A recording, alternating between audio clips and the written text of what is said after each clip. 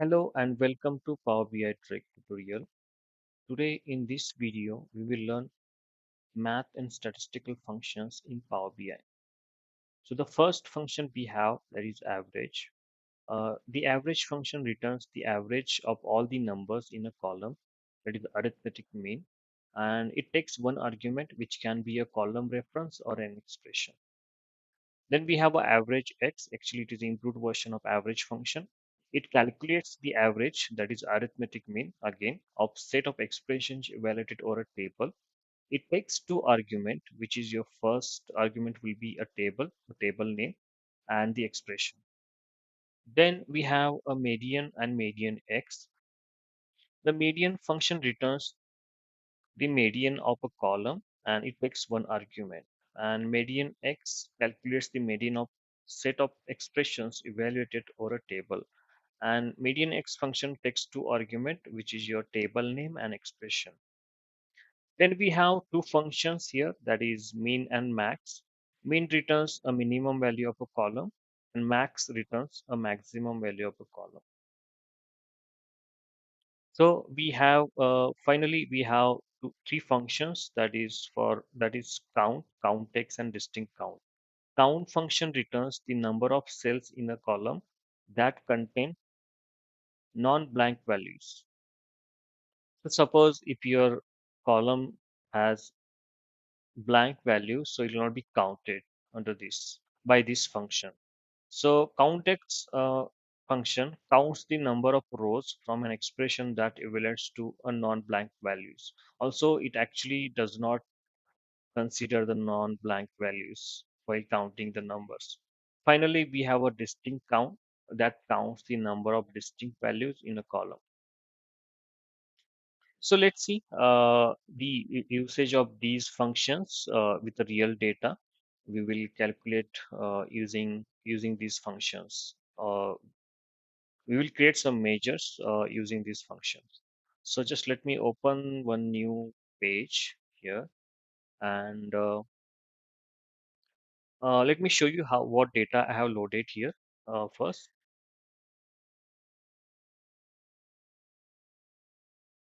So I'm going to use the same financial data which I used earlier.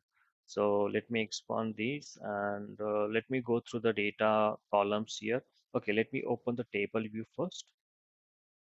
So in table view, we have segment, country, product, discount band, and so on. So each column has field which actually represents like segment represented by government, channel partners, meat market, and so on. So country we have Germany, Mexico, France, and so on.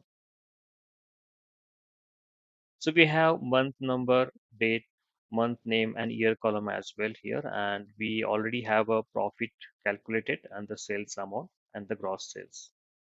So we're gonna use this data to practice this math and statistical functions practically. So let me go to report view. So the first we will use the average function and we will see how we can calculate the average on particular column. So suppose if you have a data like this financial data and you have a columns like sales, discounts, gross sales, profit, sales price, and units sold. So suppose if you want to calculate the average profit of this, so we can use the profit column here and we can calculate the average profit here. So just let me create one measure. To learn about measures, I already uploaded the video on measures, how we can create those and how we can use sum and sum x functions as well. So let me just go ahead and create one measure. So we will name it as average profit.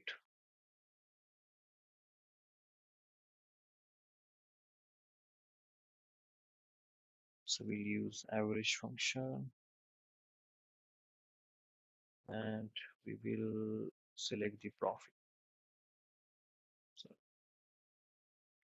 just hit enter and you see we have created a new measure using the profit column. So we have calculated the average profit here. So let me just bring this to report. and I will use this card to show the number. So we have an average profit of like 24.13K. So this is how you can use the average function to calculate the any average of any column. So suppose in this data, we have actually the two columns, that is the sale price and the units sold. And suppose if we do not have the column which has already calculated the sales amount. So if you want to calculate the average sales amount actually, we can use these two fields, that is sales price and the units sold, to calculate the average sales amount. So let me go ahead and create new measure for average X function. So here you can go again and click on more options. So click on new measure. So we will name this as average sales amount, and the syntax goes like this: average, we'll select the average X function. So you see here it gives you indication or hint that what it should contain. So the first should be a table, that your table name which you're using. In my case, the table name is financial data here, and the expression. So first I'll give the table name, the financial data, put the comma here. Then we will create one expression that, so we want to return the sales amount, right? So I will just multiply this sales price with the units sold. So let me take the sale price into, for multiplication we can use this sign asterisk, and so it shows you, once you add this asterisk, you see Power BI automatically generating what it will return. It will calculate the average arithmetic mean of set of expression evaluate over a table. So I'll give you the other expression as units sold. Okay, so this should return us the average sales amount. So I just hit enter, and you see we have a created new measure using these two columns, that is sale price and units sold, to calculate the average sales amount. So I'll just bring this here and I will show it with the card. Oh, sorry. So select this and click on card. So we have an average sales amount that is 182.76K. And if you want to use that into your visualizations, you can use so. So let me bring one chart here, that is clustered bar chart, and I'll bring this newly calculated the average sales amount to x-axis. And if you want to see at country level, you can bring the country to y-axis.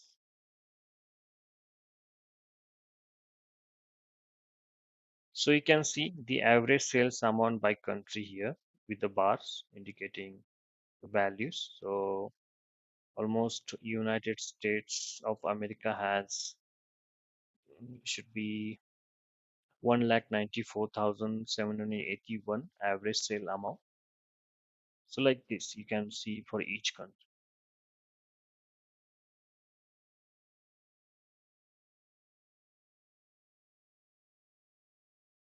So we saw what is the average and average X function. So the third function we're gonna use, that is median and MedianX. So as we saw earlier, the median function takes one argument, which can be a column reference or an expression. So suppose you have this table and you want to see the median profit of this. So you can use the profit column to calculate the median profit. So let me go ahead and create a new measure for this. So again, we will go See, you don't have to go this always. Like you can use the new measure option here, which is on the ribbon. So click on new measure, and I will say median profit.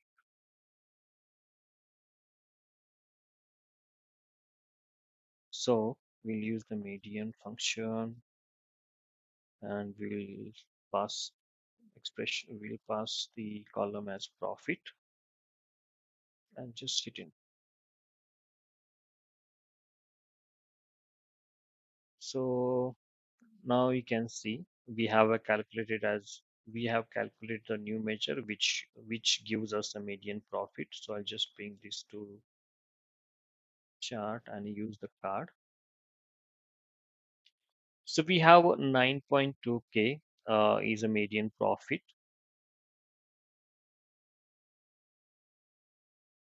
So now we will see how we can use the median x function and calculate the median for a given expression.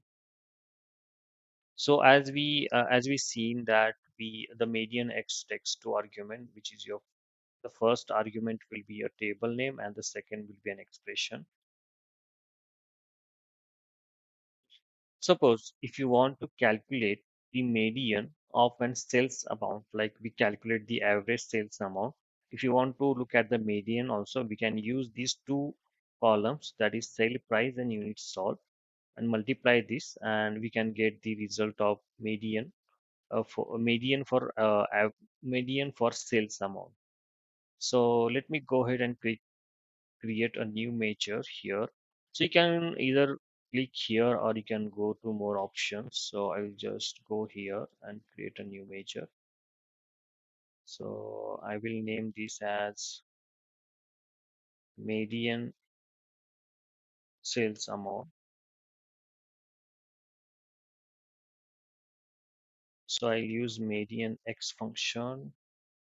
So now gives you an hint that it should have a two arguments. That is, it returns the 50th percentile of an expression values in a table. So my table name is financial data, and I will pass this expression that we're going to calculate the sales amount. So to calculate the sales amount, we should multiply the sale price with the units sold. So I will pass the sale price first into units sold.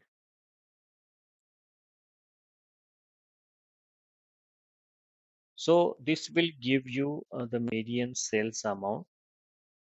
So I'll just hit enter, and you see we have created a measure for median sales amount. I'll just bring this one here and use the card.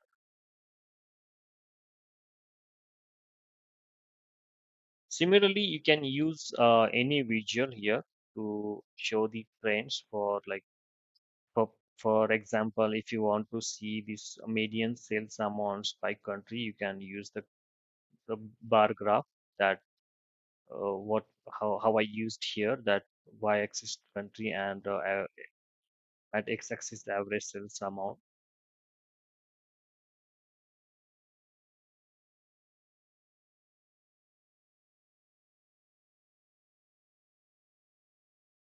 And finally, we will look at the count functions. We have a count and CountX and distinct count. So count function returns the number of rows which are a non-blank. So let me show you the product. Let me show you the table view first. So we can use the count function on.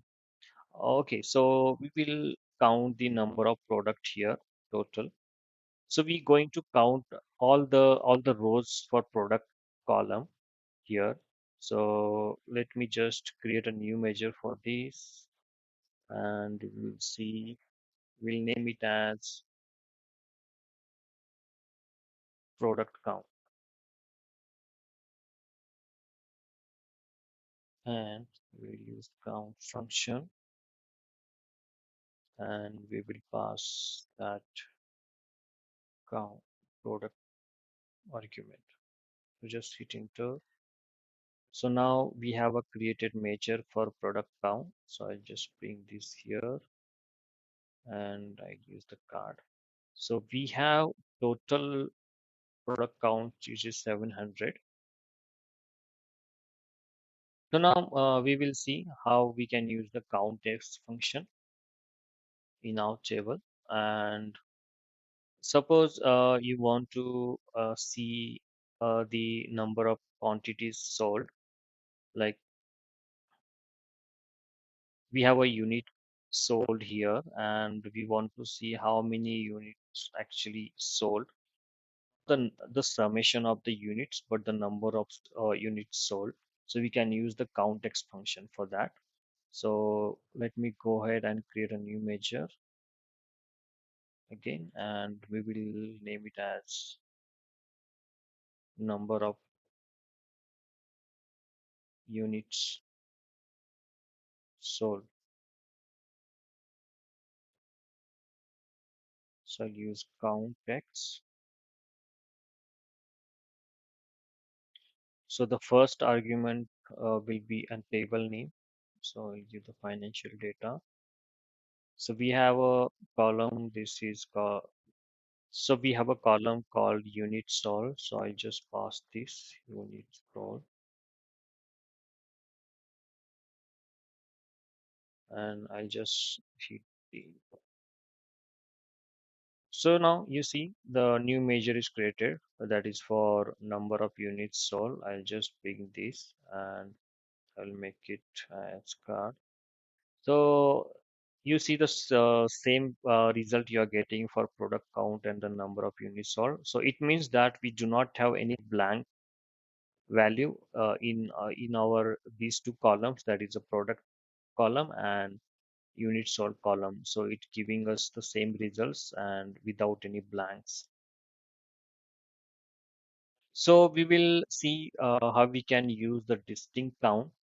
So we're gonna use the same column, that is product actually. So we have a let me show you the table view. So we have a multiple products here which are actually occurred multiple times. If you see, PCO has many records and Velo has many records, VTT has many records. So if you want to calculate the distinct count, so how many products we have actually. So to calculate that, you can use the distinct count function. So let me go ahead and create a new measure for this. We will use,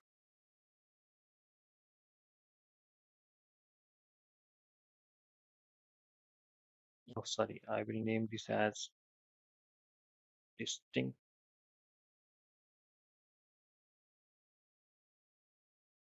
count of product. So I'll use distinct count and I'll pass this the product in this integer. Now we have created a new measure that gives a distinct count of the product, the number of products which we have in our data. So I'll just bring this and I'll just make it as that. Okay, now you see we have 7 different product in our data actually.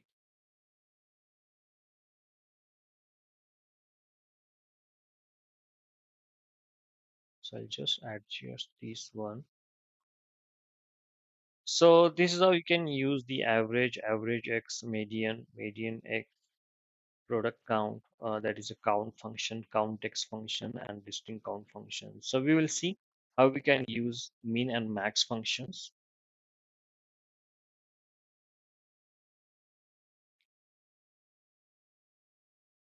So to use the min and max function, we will use a particular column like let's say you have a sales price, actually the sales price column.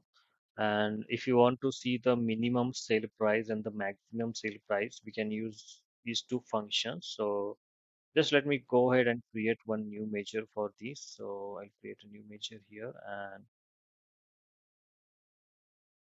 I will say it as minimum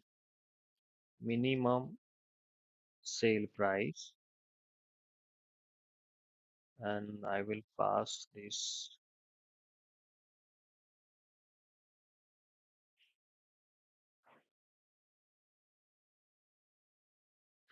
sale price.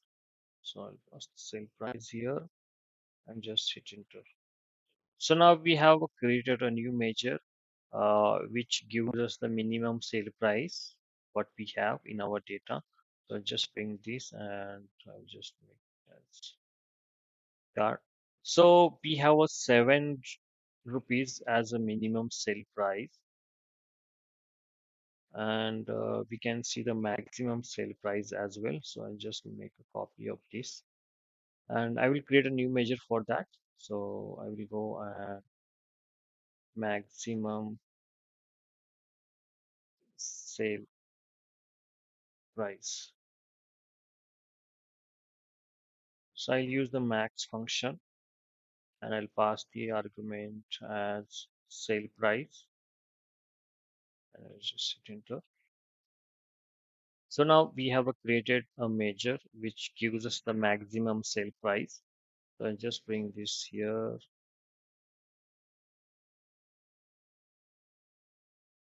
Okay. So the maximum sale price we have is 350 and the minimum sale price we have is 7. So in Power BI, we have another average function that is average A, and it actually works on the column which includes both numeric and non-numeric values, such as like text or blanks. So it provides an average that includes all values in that column, regardless of their data type. So we will implement that function as well here. Let me show you the table view. So we actually do not have such a column actually, particularly like which has the numeric and non-numeric value. So we will try this function just for demo purpose. I will use the date function. In date function, we have the text also and the number also, that is 2014 and 01. And we will try just using we will try to calculate the average of this column, date column, using the average A function. So just let me go to the report view and I'll create a new measure for this, and I will name this as demo demo underscore test demo average A function. So I will use this average A, and I'm gonna use the date column here just for demo purpose. Okay, so I will just close this and we'll hit enter. So we have created one new measure that using the average A function, which actually works on the column which includes the both non-numeric and numeric values. So I'll just bring this to this and I'll just make it as a card. So you can see it is actually calculated the average of the numbers in that particular date column.